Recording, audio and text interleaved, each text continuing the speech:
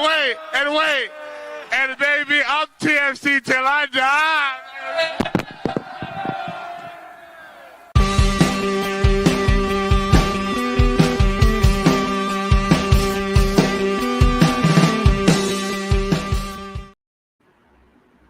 Welcome to this week's Toronto Till I Die. We are back in the house. Your host, Mike Newell, along with Mike Singh. I promise we will not kill you with the Mike Squared stuff or anything like that.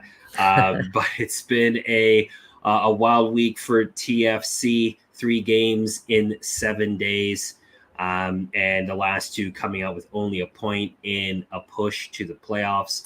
The latest, a 2-1 defeat to Inter Miami in Miami. Lots to talk about in terms of that game and sort of where this leaves Toronto FC in its last dash push for the playoffs. But Mike, want to bring you in here. First of all, just how was your weekend? Obviously, the result didn't go our way, but how did you enjoy one of these last weekends in August here? Yeah, it seems, I hate how you said that, one of the last weekends in August. It's just like blown by. I'm happy camper today. First off, thank you to everyone for actually bearing with us with this time change. It actually, surprisingly, Mike and I are actually both, unfortunately, in some regard, Manchester United fans. So the reason actually wasn't to watch the game or anything. I actually just had an impromptu sort of work meeting. So I appreciate everyone bearing with us. And I know we're going at 5 p.m. today, a little bit later than usual. But Mike and I are both talking about it. We were coming in with a bit of a smile on our face because Manchester United just got the better of Liverpool.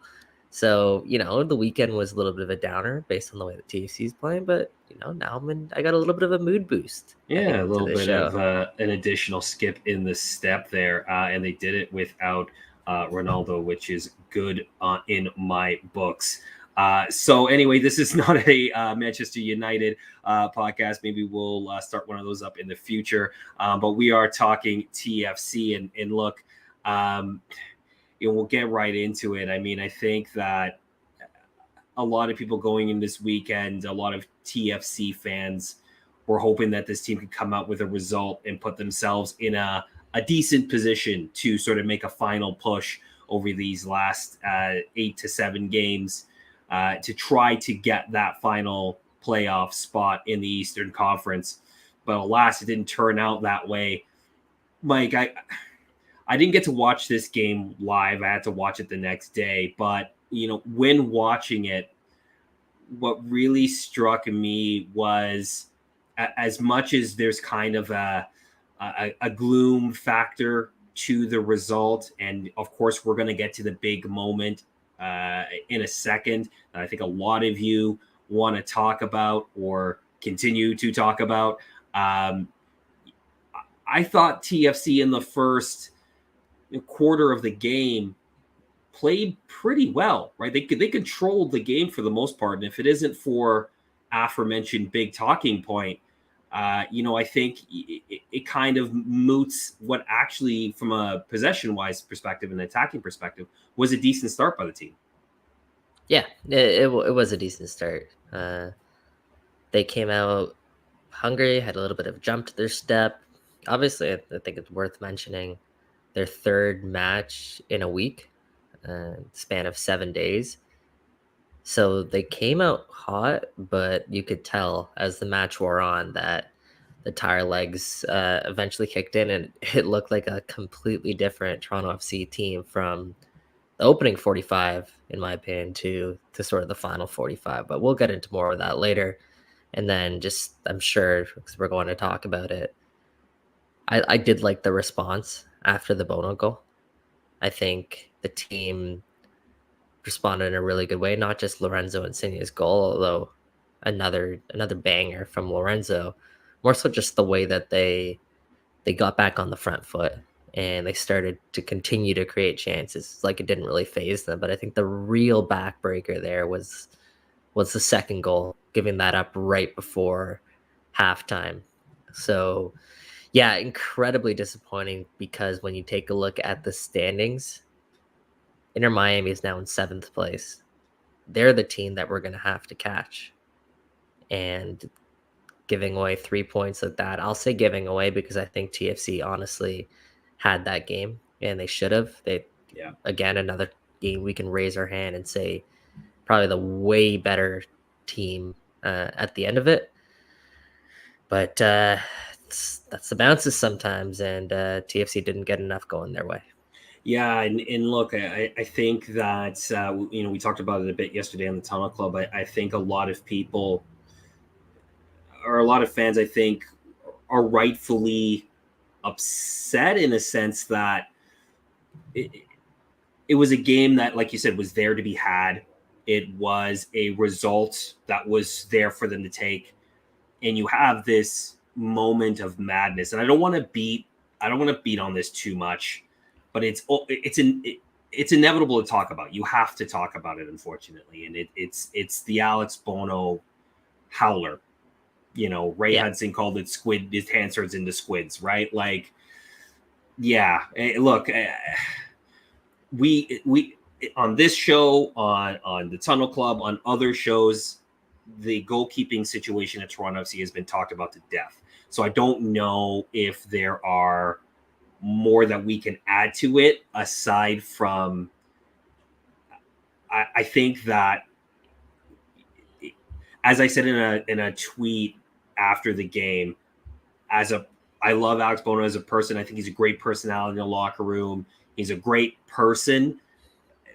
But from a footballing perspective, when looking at it in sort of cold objectivity, it might be time to move on, or at least, say, hey, maybe it's time to take a step back and be a number 2 and go out and find a number 1, like somebody solid and reliable in that regard. Because Alex Bo-Nooo in many ways is having a career year if you look at the stats, but there are too many of those type of moments from him and from Quentin Westberg too. Let's not pretend Quentin Westberg has not had those moments either. He definitely has. But as Bo-Nooo has taken the majority of the reps this year, it just feels like there's always that one mistake, that one bad positioning moment on a shot away from conceding a goal. In many ways, a goal against New England in midweek also kind of reflects that as well. I don't know what your thoughts on this, Mike. I know we talked about it a lot, but now it feels like there's some, I don't want to say finality to at least the fans' opinion. Obviously, Bob Bradley doesn't have to listen to the fans and do anything we say, but there seems, at least from the fan base, some finality around, okay, it's time to move on from Alex Bo-Nooo. I think it's been time for a very long time. I think this decision has been made by the club for a long time. I think in the offseason, we're going to see Toronto FC bring in 2 new goalkeepers. But more than that, like,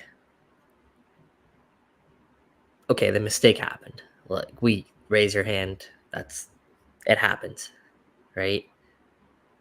The thing that drives people crazy, and myself included in this, is that Alex Bo-Nooo is, sure, he's not the perfect goalkeeper, but I would say his best asset and his best trait is his ability to stop shots. Yeah.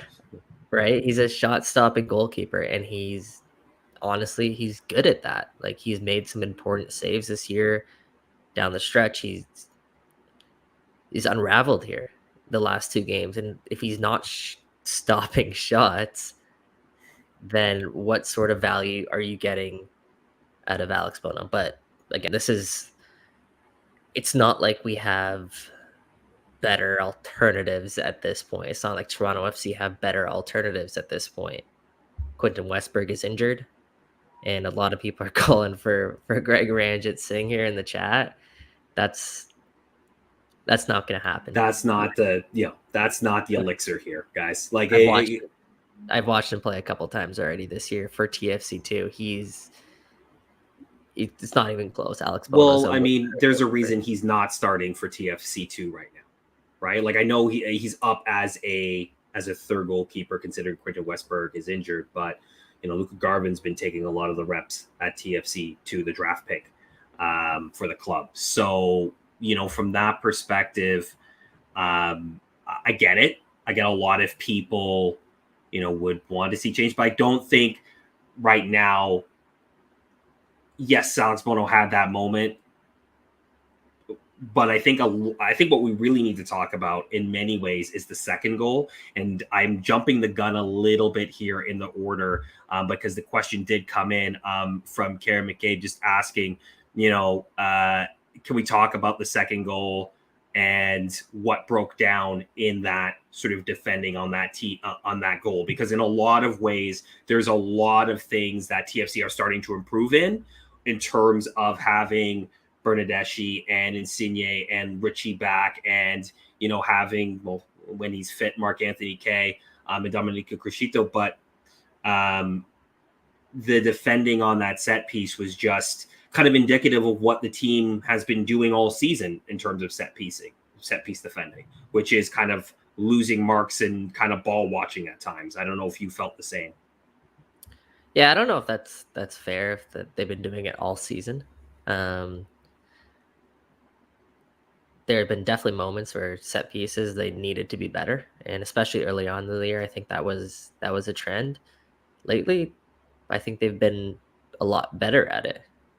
This seems like one of the rare occasions that they've, from a set piece in particular, at least, I thought they switched off. When the ball gets played short to Pozuelo,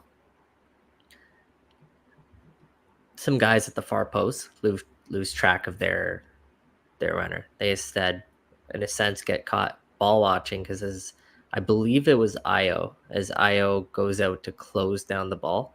Mm-hmm. That's a big body that you're taking out of the middle of the park, first off. So you don't really love to see Io being the one that's chasing at that point. And then the far post, I think it was Jonathan Osorio that cheated a little bit and pushed up a little bit too far.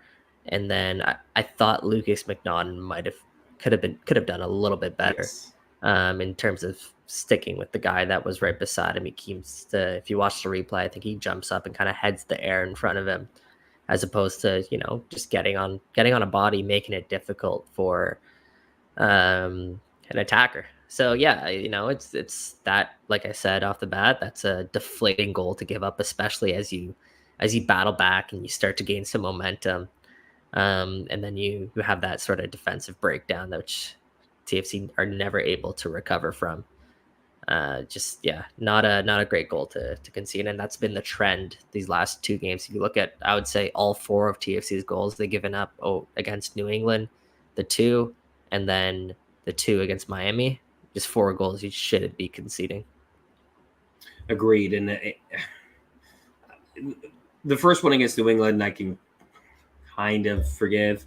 The second one, though, I feel like that is a simple just one. It was a good run, but also just the line not stepping and not recognizing the danger that could be in behind.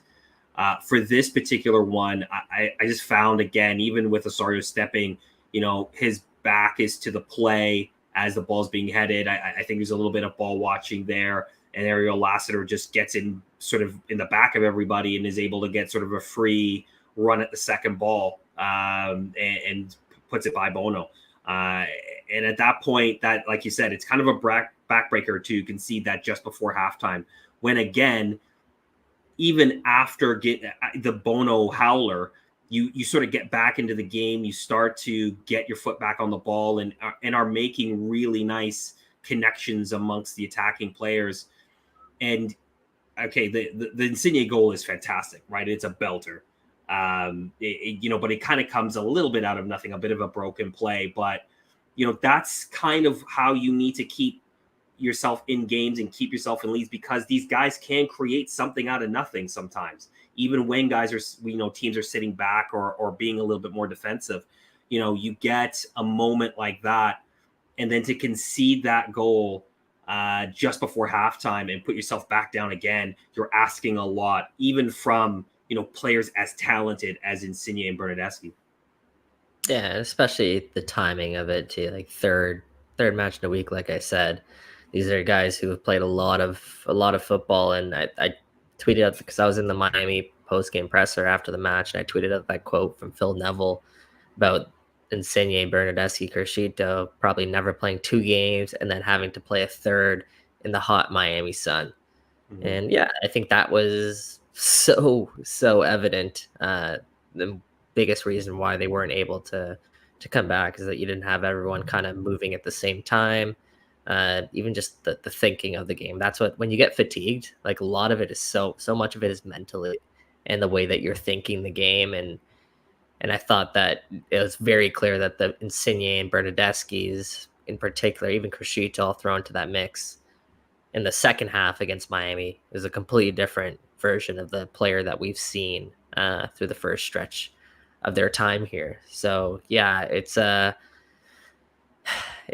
very it can be the one that comes back and you look at that loss and be like, that's the one that's pushing us out at the end of the season. Yeah, I think it definitely has that feel, right? That's the result you kind of needed. Even the point against New England, though not ideal, that still kept you in the mix. It feels like this loss, though, doesn't put you out. They are 5 points now back of the final playoff spot, given results around the league this weekend.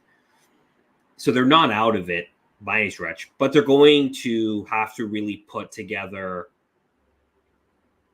They're pretty much not going to be able to drop points or very many going forward. I don't think they could really afford to drop any going forward, but this feels like this might be the mountain a little too high to climb at this point, given not just the amount of points that they have to cover, but as we mentioned before, the teams that they need to leapfrog and some of the teams that are behind them too, because they're level on points with Chicago and Atlanta, and goal difference and I think wins are what's keeping them behind them in the table officially.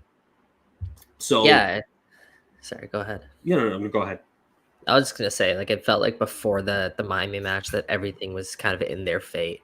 They controlled their destiny in some regard. They win the games they need to win, they'll be into the postseason. Now I'm not sure that can be realistically perceived as the case. I think if they go down the stretch here, there's 6 games remaining. If they go down the stretcher, 6 or 7, 7, I believe. 7. Okay, if they go down the stretch here and they pick up 21 out of a possible 21 points, sure. But then you're also playing Montreal. You're playing the LA Galaxy. You're finishing the season away to the Philadelphia Union. Like, are those games you can realistically head into and be confident that you're going to pick up 9 out of 9 points at the end of those matches? Like, I think you approach each game like you should, but from a realistic perspective, are you picking up 9 out of 9 points? I don't know. So it seems to me like they're going to need a little bit of help here, and they've got it last night. To be honest with you, with some of the results, there were a couple draws that were mixed in there, so the gap could have been a lot worse than the 5 point gap we're talking about today. But I guess as a fan, as someone who covers this team, it's been, just to wrap up my thoughts here, it's been positive seeing them improve and play the football the way that they know, they've shown that the direction that they're heading, it's a good positive direction. I just hope that this, not potentially not qualifying for the playoffs, I hope that doesn't take out the win from their sails towards the end of this year, because you're starting to see some frustration, I think, come out in the players. Yeah, and here's I mean, I'll ask you, in some of the post game pressers from the game, in terms of some of the body language near the end of the game. I'm not saying look, these are professionals; they're going to come out and play every single match, but I guess should there be a bit of a, and it's going to be hard for professional players because their thoughts are win every match, get maximum points, get yourself in a position to win trophies. But maybe this is probably maybe a better question for a fan base perspective. But should the thought now be about looking to 2023 and looking for the positives in terms of moving this group to the next phase of this rebuild in 2023, when you start seeing a healthy and rested Insigne, Bernardeschi, Criscito, going to have Larea for at least half the season. Mark Anthony Kaye should presumably be fit by then. Maybe you have a new number 9 in there, which a lot of people are asking for. Should that be the focus for people right now, or are we still in let's hunt for that playoff spot mode? Realistically, 2023 should probably be what people get excited about, because there is a reason to be excited. I mean, come on. Anyone who's watching the matches sees exactly why there is reason to be excited about this team. But I don't think we're closing the book yet on 2022, closing the chapter yet. Like I said, this is a team, when you watch them play, every game that they've played, that Insigne and Bernardeschi have been on the pitch, they've been the better team. And I don't even think maybe 1 or 2 games it's close, but for the most part, it's not even close. This is the team that literally every time they step on the pitch, they have the potential to pick up all 3 points. And we've seen it in the past where teams go on heaters towards the end of the year.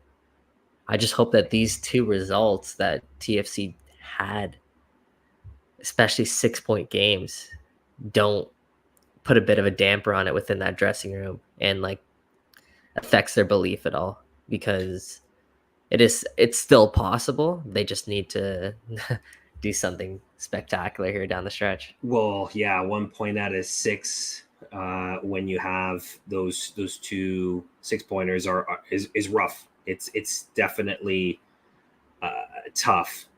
Yeah, it's interesting. Jatinder makes a good point there. I think there's a lot of reason to be excited about this upcoming off season in terms of the moves the club's going to make, and it's clear they're going to be making quite a few moves to bolster the roster. We talked a bit about it on the Tunnel Club in terms of the number 9 position. Do you need to reevaluate that? Do you need another central midfielder? You'll have to see about the Jonathan Osorio situation and his contract and what gets worked out or not worked out. And then, do you look to bolster at center back? Do you look to add another center back? Things like that.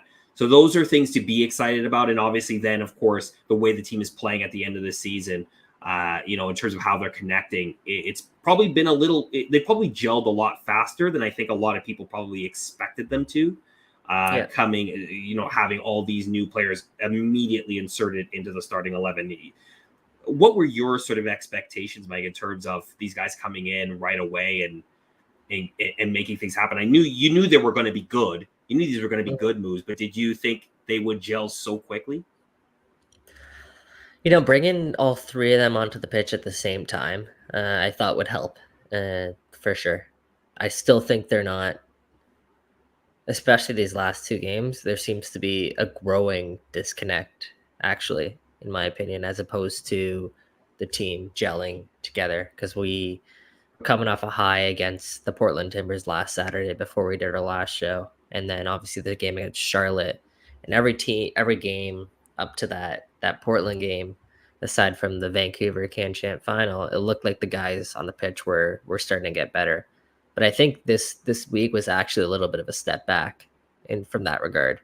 It seemed like just habits of MLS were kind of starting to kick in, where it seemed like TFC were forcing the ball to the Italians a little bit more than they did in the past. I thought that was one of the best things about the Charlotte game off the bat when they first arrived, was that TFC were actually playing football. They weren't necessarily forcing the ball to the Italians and then kind of watching and seeing what can they produce. They were making runs. They're like Mark Anthony Kaye darting through the middle, Jesus Jimenez making the runs in behind, and they were playing them. They weren't forcing the ball to the Insignes and the Criscito. I thought that was the biggest asset that this team had going forward is that they understood the threat that the Italians were, but they had other players that could really step up and contribute. And that's been lost over this last stretch. So I hope that they can get back to that. And I really do believe like the Italians, as good as their goals have been and as important they've been to TFC's ability to find the back of the net, I believe all three Italians have combined for something like 11 of TFC's last 13 goals. So in that regard, production-wise, absolutely. But I think just watching the football, I think there's still more to come from these guys. I don't think we've seen the best out of either of these guys yet. Fair enough. And another player that's sort of making an interesting transition again is Jaden Nelson. And I know his name gets brought up a lot by the fan base in good ways and a lot of bad ways too. But now he's kind of shifted a little bit into more of a midfield role given Mark Anthony Kaye's absence from the team. And look, he's still Jaden. He's still, decision-making sometimes is a little bit of something he's still working on. But he's also looked quite comfortable at times connecting with Lorenzo Insigne especially and I guess maybe being a little bit more aggressive and playing a little bit simpler. Do you see this as potentially a spot for him, not as a starter per se, because Mark Anthony Kaye probably will take his spot back once he is fit, but as a depth piece going forward, Jaden Nelson being used in that midfield role? I think he's shown that he can do a serviceable job there if needed to. I think his versatility will only be an asset to this team moving forward. And me and Jeff kind of alluded to it. Like right now in this version of the team, he's like a Nick DeLeon or a Subasa Endo, where you can kind of slot him in to any one of these sort of midfield roles, and he'll give you, at this point, MLS quality minutes. I think moving forward, that is an area he can come in off the bench and give TFC something there that they don't really have too much of on the bench right now. But I also say that with knowing that this TFC's bench is going to look a lot different come 2023 than it is at this point this season. So it's kind of tough to make that sort of call. I mean, circling back to Nelson, like he can play on the left wing, he can play on the right wing, he can play through the middle. Like he's shown that he is taking steps forward. I love his game so far this last stretch, and he looks like a more confident player than I think we've ever seen at a Jaden Nelson. I think that's the biggest thing with him, is when he's confident, he's not trying to do too much.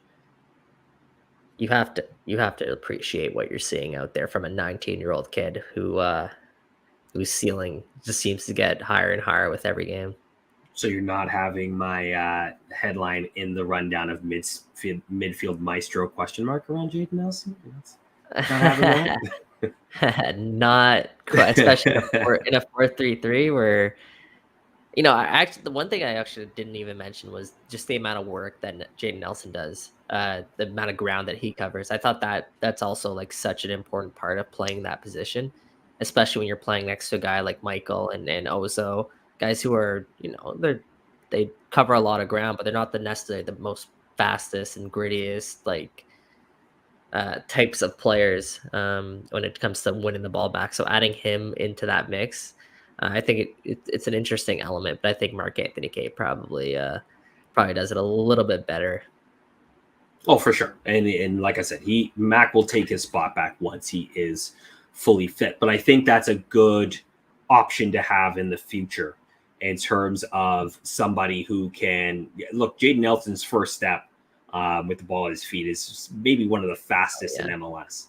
And the way he can get away from people is, I don't know if you have another player that can really do that with as much control as Jaden. I mean, DeAndre Kerr's kind of close, but I don't think he has the same type of control on the ball as Jaden does at this point in their career.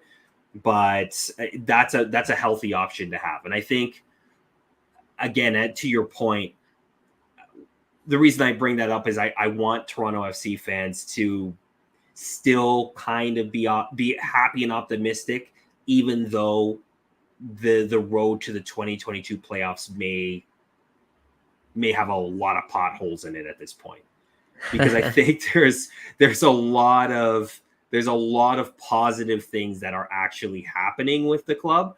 There are obviously glaring holes that need to be addressed and will be addressed in the off season. But when you're watching this team play right now, I clearly see a way forward in terms of this club. And a year ago, we were nowhere near that in terms of sort of understanding how we were going to get back to being not just a world beater, treble winning team. I'm not even talking about that. I'm just talking about being a competent MLS club that can compete. We're getting back to that stage at this point.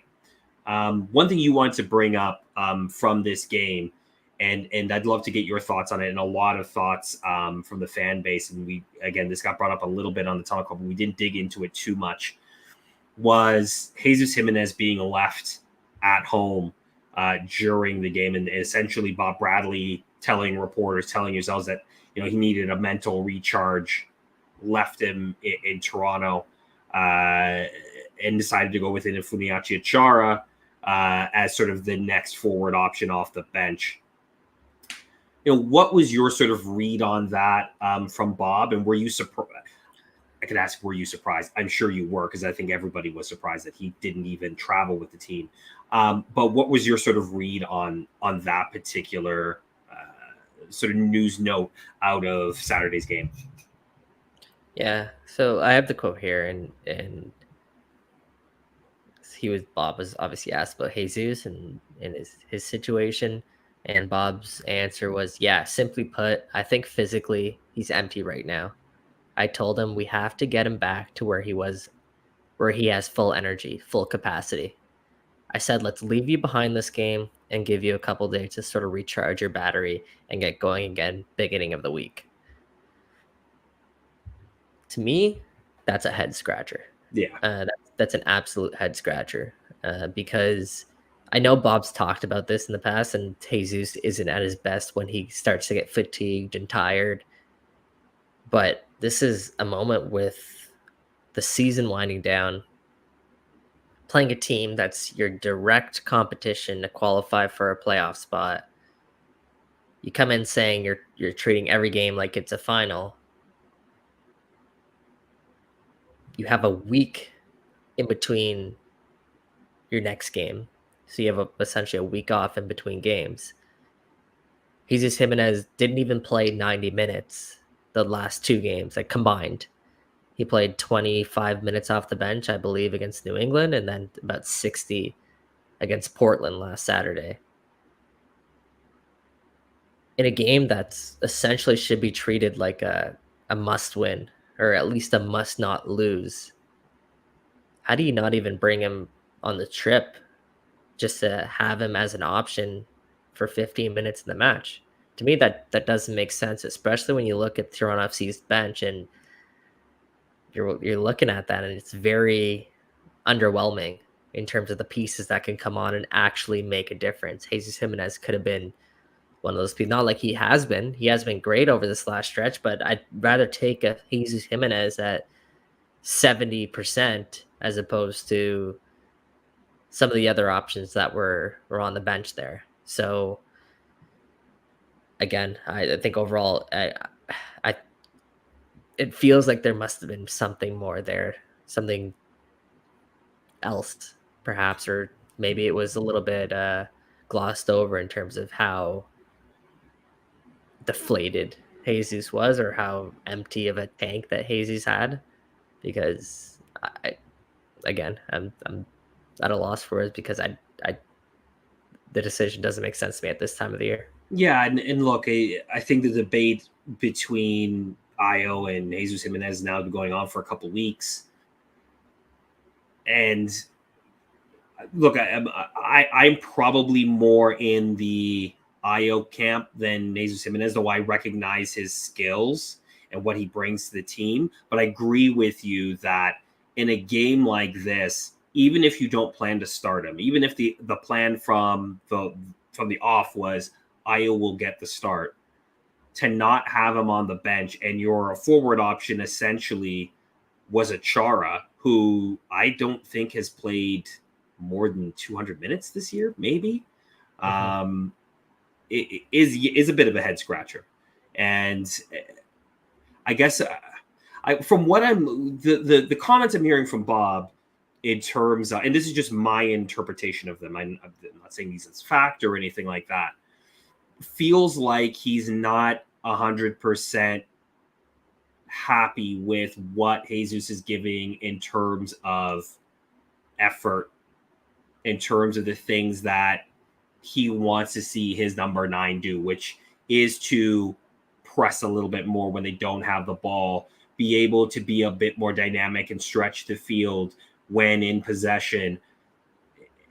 And I wonder if there's starting to become a disconnect between Jimenez and Bradley, and if that has maybe something to do a little bit with Pozuelo leaving and him building that chemistry with Alejandro Pozuelo, and now that being gone, and that connection that they may have banked on in terms of him and Insigne and Bernardeschi is not quite connecting the way they had hoped.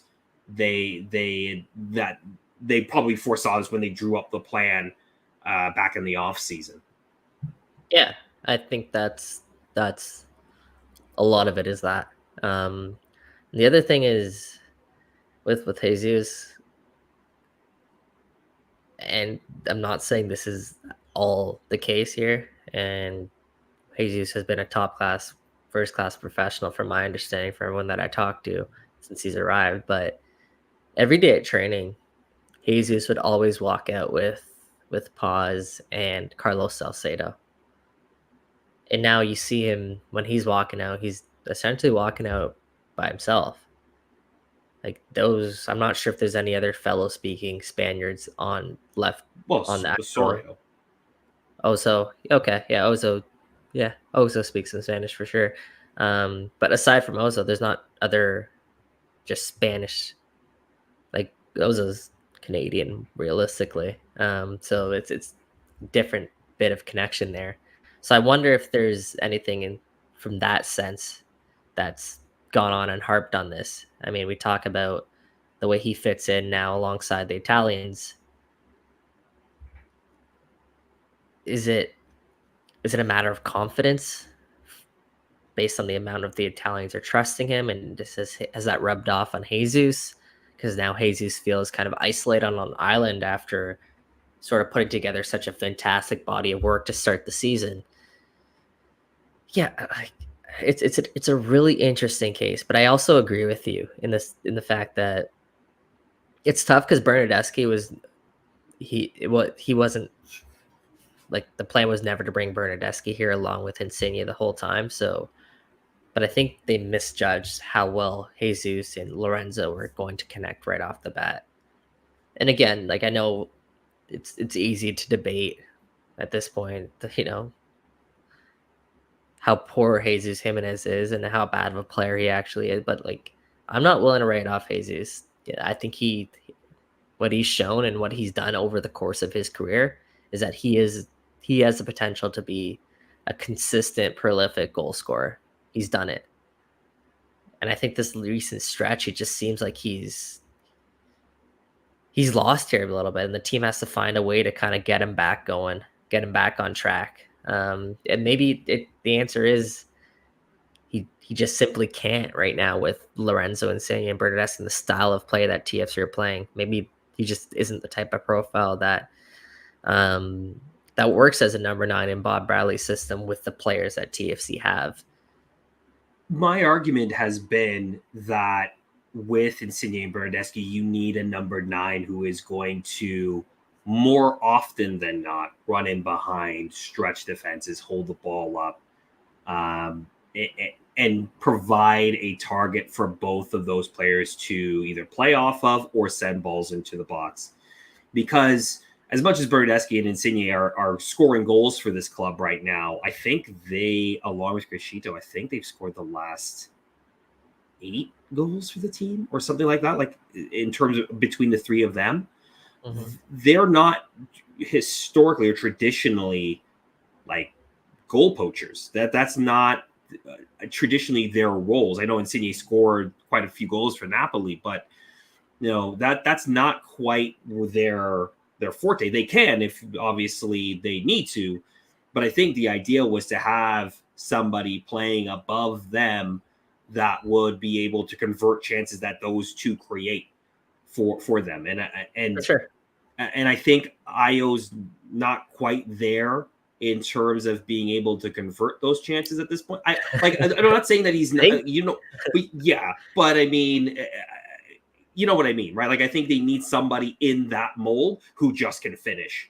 And this came up on the Tunnel Club yesterday, whether or not to use, I know it's not in the rundown, but I'd love to get your thoughts, just in terms of using that DP spot on a number 9. And I don't think you necessarily need to do that in MLS. I think that DP spot can be used elsewhere, but they need to find, again, I don't know what that profile of player is, whether, maybe not a Brandon Vasquez type, but maybe that's a wrong example. But, you need someone who can be almost like a Chicharito in a way, right? Somebody who is going to stay in between the goalposts and be a guy who can poach stuff that's created from Insigne and Bernardeschi. That's my read. I don't know what your read is on it, but that's kind of, and I'd love to, hear from the audience right now. So throw it in the comments what you think in terms of number 9 spot, because I know that's a hot debate right now in the sort of hashtag TFC Live community. Yeah, I feel like we have this conversation like every weekend. Yeah. They make the case for spending on that DP number 9 each time they hit the pitch, Jesus and Ion. But again, I'll echo what I've been saying the whole time. I think where TFC spends their designated player spot ultimately comes down to Jonathan Osorio and what happens there with his future with the club. Now, I also think like they've gone out, they spent a lot of money on Jesus Jimenez. Like they've invested a lot into the player. When you spend that much, the production should be better. So it's not like TFC, like if you go out and you get a DP number 9, it's less so about the quality and caliber of the player, in my opinion, right now, than it is the fit of the player. So I think you can get a fit at Jesus Jimenez's price tag that would come in and do exactly the job you need out of a number 9. So I don't think it's necessary. That's my point. Yeah, I don't think it's absolutely necessary to spend that in a DP number 9. Would it be fun? Yeah, it'd be. Well, yeah, of course. Like if a Robert Lewandowski or someone like that becomes available, of course, yes, go get that player, right? If you can get a world-class number 9 who fits exactly what you need in terms of that profile striker, of course, no one's going to bat an eye if you used your DP spot to get that player. I just don't think it's necessary to use that spot on a number 9 if you can't, if that player doesn't fall into your lap or have an opportunity to come. I think there's other places where that DP spot could be spent. Yeah, agreed. And I think one of the things we're kind of glossing over here is just how much this team defensively needs help. And one of the best ways to do that, as we've seen, is to get in a midfielder who is so good at keeping possession and keeping the ball. Like if TFC go out and get a DP number 9, like games are going to be like 6-5, right? That's. I mean, for the fan, that could be fun, maybe. Yeah. Right? Baseball games every week. I talk about it. Let's go into these 6-5 games. But no, to give good football, I think you have to be a little bit more well-rounded than that. Absolutely. And when you're already spending 2 DP slots on attackers, I'm not sure that's the best way to spend a DP slot. But a lot can change based on the other moving parts on this roster. If they go out and they get 2 quality center backs who are non-DPs, Osorio resigns, bringing another depth piece at center mid, like, okay, like we can talk about that DP number 9 conversation, but there's a lot of moving parts here for us to say objectively that this team needs a DP number 9, because I don't think it's necessarily the case, I think what they need is Jesus Jimenez to play up to his potential and his price tag, or get a player of that ilk and one that can play up to that price tag at number 9, because I think that'll be more than enough. So if we're saying right now, let's look at 2023 at this point. Let's start looking out to that. I know. An early look. Do you keep Jesus Jimenez here, right? Because if that's the idea, that okay, you could, if all these sort of ideal situations work out, and you can use a DP spot at number 9, do you keep him? Right? Is it worth keeping him on the money that he's on essentially max TAM, I believe? No, he's not on max TAM. It's like 700K. Okay, fair enough. Do you keep him at that, and IO on Young Money as well? Yeah, IO Young Money is more so about the slot than the price tag. The price tag is nothing. It's like 150K on the salary cap. Mm-hmm. So IO, yeah, I think IO you keep regardless, because he's a guy who's rehabbing from a knee injury, still very young, has good starting points, just kind of needs to piece it all together technically and really work back 100% from that knee injury. Jesus, at this point today, it's tough to just say you objectively, definitively have to bring him back. It's tough to say that. But a lot can change down the stretch here. Like if Jesus Jimenez gets a goal and starts to get going here, like it turns into the Jesus that he showed through the first, I don't know, 10, 15 games this season, then yeah, it's probably worth keeping him around. But if he's closer to what he has been, then you need to have some serious conversations, because I know this is a TFC team that wants to do everything it can to compete at the highest level come 2023. So yeah, it's an interesting dilemma that's kind of arisen, because I don't think that was necessarily in the cards at all halfway through the year. Well, just to wrap the book on sort of the Jesus Jimenez number 9 talk, it is interesting to see that, you connecting it back to the Pozuelo sort of situation. It's interesting that the form really started to tail off once those rumors about Pozuelo potentially being traded started to swirl around, right? Like the form was already slightly off, so I don't want to necessarily say it was all about that, but the noticeable nosedive in terms of sort of that energy and effort really started to dip once those rumors started to become concrete about a potential Pozuelo trade. So, hopefully there's an opportunity for him to kick on in these last 7 games, and maybe comes in and plays a critical role in some type of run, whatever it looks like. Hopefully it's a run that he can go on and sustain and hopefully fire the team closer towards a playoff spot. Let's close it out here with a couple of burning questions, because some of these are interesting. George tweeted into us earlier or late last week, just in regards to teams playing low blocks. And this is something that we noticed in obviously the second half of the game on Saturday and in the New England game. And, the only team that really sort of came out and tried to play them and got smoked with Portland. But, how do, in your mind, how do TFC beat low blocks or quote unquote anti-football? Putting sort of 2 blocks of 4 or 5 behind the ball and saying, hey, we'll be happy to try to beat you on transition. If I knew that answer, I'd be the coach. Everywhere in the world, like you look around, teams playing a low block, and it's tough to break down. Like look at today's game, Manchester United versus Liverpool, first 60 minutes, 70 minutes of the match. Man United dropped back and played in a low block and just tried to hit Liverpool quickly off the counterattack. The best way to break that down is getting creative, right? Being a word Bob Bradley's thrown around recently is sharpness, the timing of your runs, the timing of your passes. Can you time your run to essentially perfection where you're leaving the back line for dead there and getting played in at the perfect time? Little things like that. And I think that's a lot of what missing through the middle with TFC right now. Not necessarily the middle of the park in terms of Ozo, Michael, and Jaden, although Jaden's probably a little bit guilty of that in terms of he does disrupt the timing a little bit of TFC, the flow that TFC want to play, but also Io. I thought Io, like technically, it's always been Io. He's just there's something that he leaves to be desired in that regard.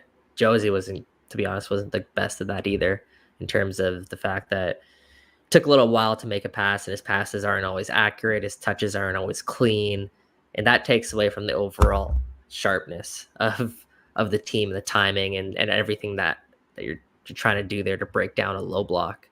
So, yeah, like what I would ideally like to see is a team just kind of be a little bit more creative and sharp at the top of the box and play some give and goes at the top of the box. Not become too predictable.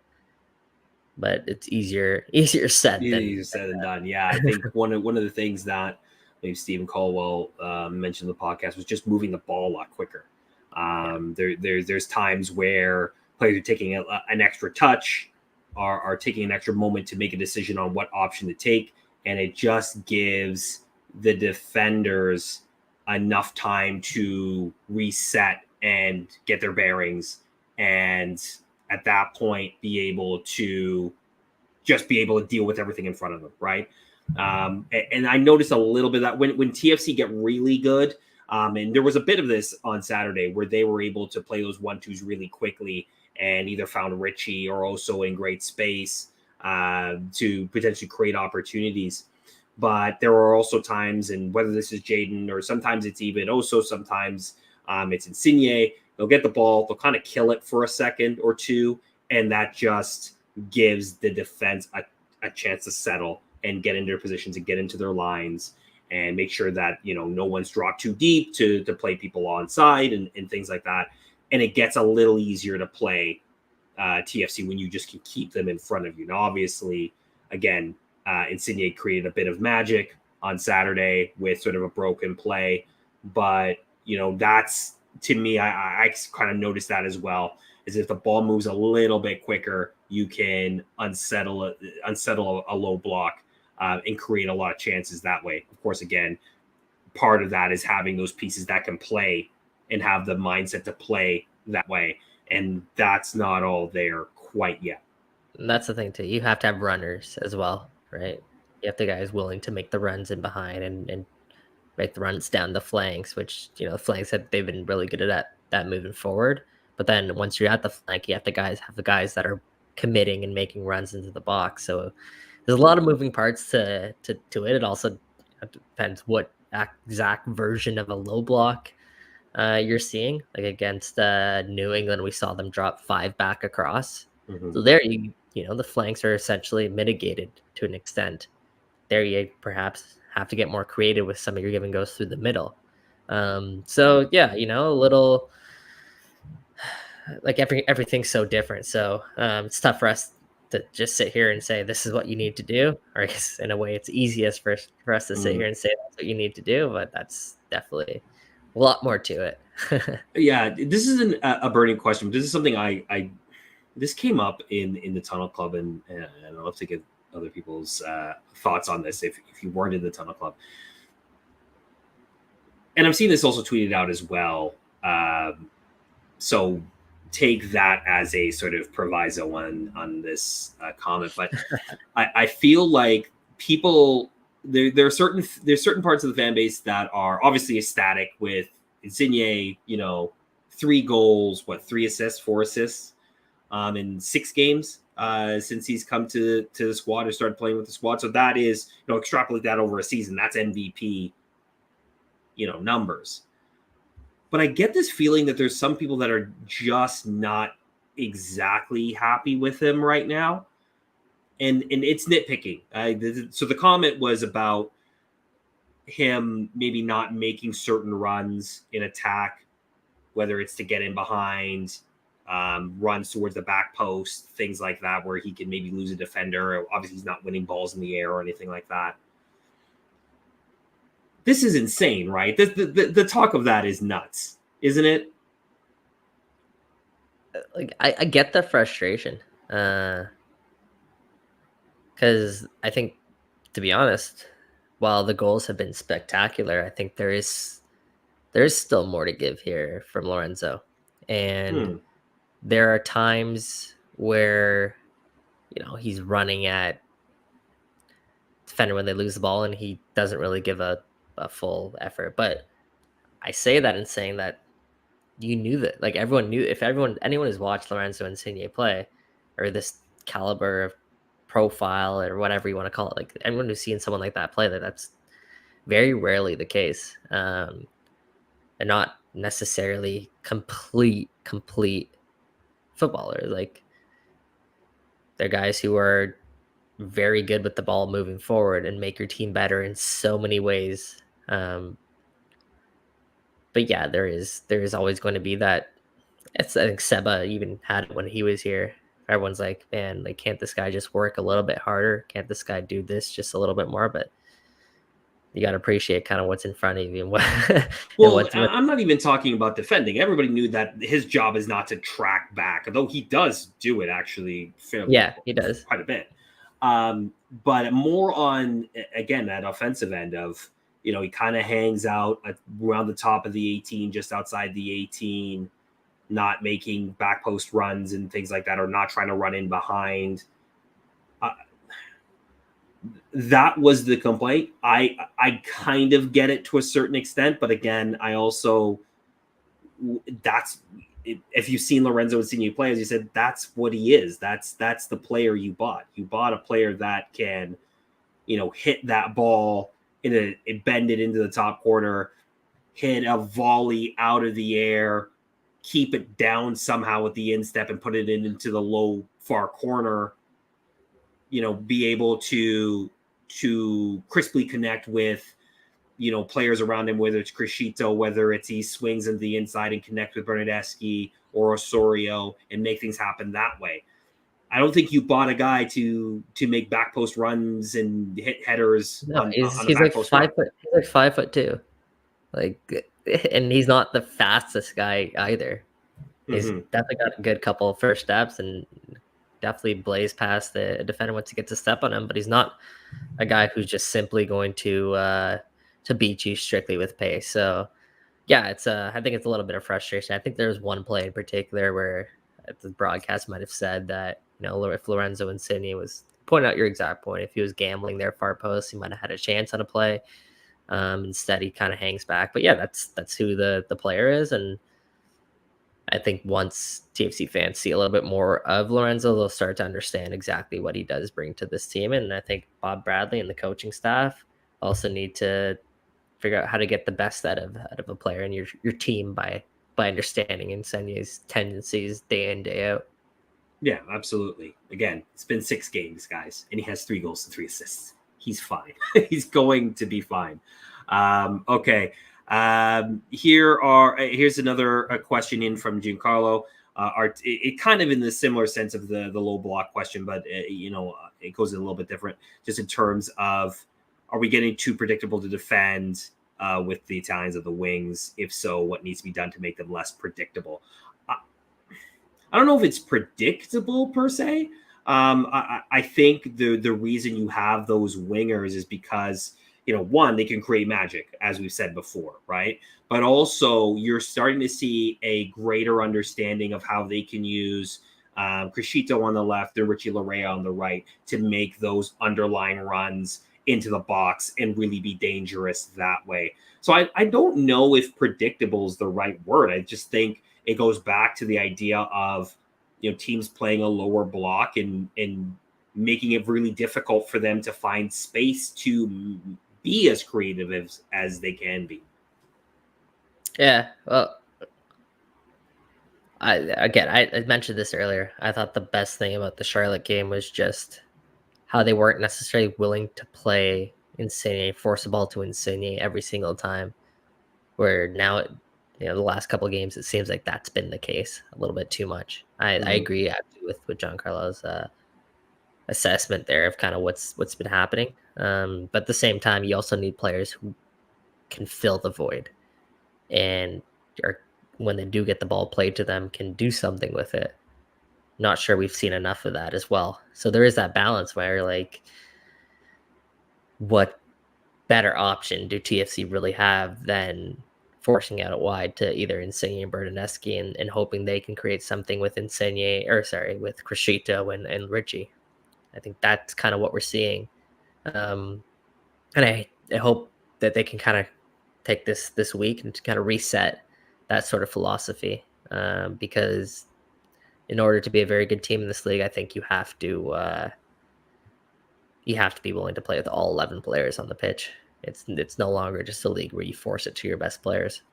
No, I agreed, and that's I think where again it comes to what to look forward to in 2023 when this team can fill in those gaps with players, whether they be MLS veteran, which I think is the route for they need to go for some of these signings, or whether or not again you're bringing in more imports to try and bolster the squad. But I agree. That said, though, like I said earlier, I do think there is you see Insigne talking to somebody like Jadon Nelson all the time, and trying to get him to understand where to be and what to do with the ball and how to be more dynamic, not just try to knock it by somebody and run by them or just try to take them one-on-one all the time. It's about being able to be smart with his movements off the ball. And I think that is evolving with this team. So as much as, yes, maybe there is a little bit of that sort of predictability, I do think that is going to change relatively quickly as, again, you plug in those holes, but also as the team gains a better understanding with each other. And, hopefully that comes this Saturday against Charlotte away, because it's another massive 6-pointer, right? Charlotte dropped points this weekend. Did they lose or did they draw? I thought they drew. No, they lost. They lost last minute. They drew. Did they lose last minute? I thought they might. They could have lost last minute. Yeah. Yeah, they did. They lost to Orlando. I believe they lost to Orlando last minute. So, that's a team you can reel in and get another spot. And then you're hoping for, again, results elsewhere, because they're going to need help at this point. The loss in Miami hurts in a lot of different ways from that perspective. Mikey, I think that's what we got for the lineup. Any last thoughts before we wrap up today's show? No, like you said, a massive 6-pointer coming up. I believe TFC will get a boost as well, getting our guy Mark Anthony Kaye back into the lineup, which I think is huge for this team, especially a team that needs a boost. So look out for his potential return on Saturday. And then the good news, Mike, is that they play Inter Miami one more time at BMO Field before the end of the year. So if they can take care of business between now and then, position themselves into a good spot here, then that game come the end of September, I believe it is, becomes even more massive. That's the last home game of the year, isn't it? Or the second last home game? I believe it's the last home game of the year. Yeah. I think they only have 3 more, which is next Wednesday versus the Galaxy, then the Sunday versus Montreal, and then that Inter Miami game. So it's it's tough week for TFC to sort of endure overall, but hopefully we're back next week and we're talking about this team in a little bit more of a positive light. And hey, who knows? Maybe we even get a couple goals out of our number 9s. Yeah, absolutely. And we can stop answering questions about the number 9 position. So we'll set it up. Obviously, we'll be back next week with another edition of Toronto Till I Die. Jeff will be back next week. So we'll be happy to have hopefully have the 3 Amigos back. We'll see how schedules work and things like that. The Tunnel Club will also be back this coming Saturday. It might be a day after show. We'll let you know if you follow at TFC Tunnel Club. If you're new to the show, thank you for listening. If you've been listening forever, thank you for listening. Like, rate, review if you can when you pick this up on podcast form. That really helps us get this sort of beat the algorithm and get us up there in the standings. We're starting to trend up there in terms of the higher ranking Canadian soccer podcasts out there in the country, which is pretty neat considering we just talked TFC. We're hitting up there with some big podcasts that have big production budgets. So we really appreciate you all listening and tuning in. Follow Michael Singh like you don't already, but just in case you don't and you're new here, follow him at Michael Singh 94. You can follow me at Football Saves on the Bird Box. And until next week, peace. We'll see you. And wait, and baby, I'm TFC till I die.